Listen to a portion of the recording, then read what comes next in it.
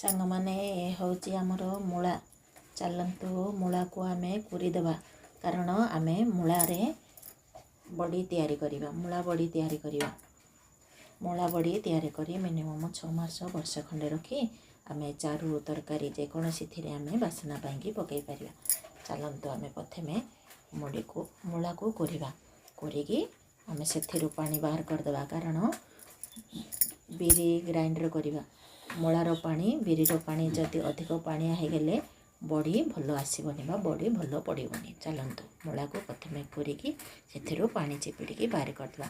मूला गोटे पानी फल मूलार बड़ी तैयारी कले अधिक टेस्ट रहे बासना भी हुए।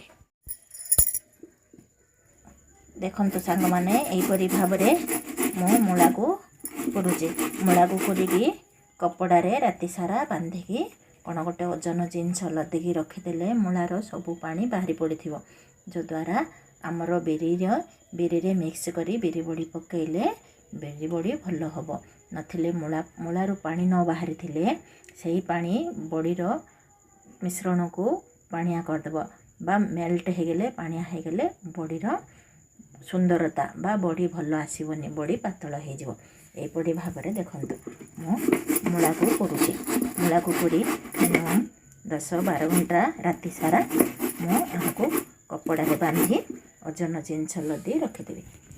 आपण मैंने भी यहीपरि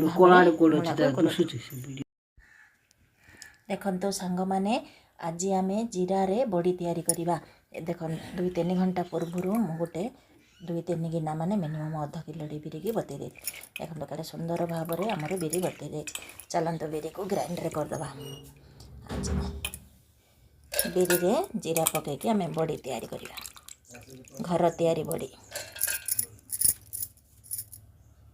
देखंतु सांग माने मु मूला को राति सारा बतरिकी रखी चांचिकी हजे आमर बिरी मूला और बिरी की मिसेकी मु ग्राइंडर करदेली बिरी 2-3 घंटा आगुरी बतई देखंतु यहीपरि भाव में आमर मूला बड़ी पकईवा। देखंतु मूला बिरीर मिश्रण को 10 मिनट पर्यंत फेंटा फेंटिले आमर फेण हम अधिक कण हम बिरीर मूलार भल भाव में मिक्स हम तापरे ये सामग्री को आम बड़ी प्रस्तुति करवा बड़ी पकईवा। ये हूँ आमर मूला और बिरीर हाथ तैयारी बड़ी।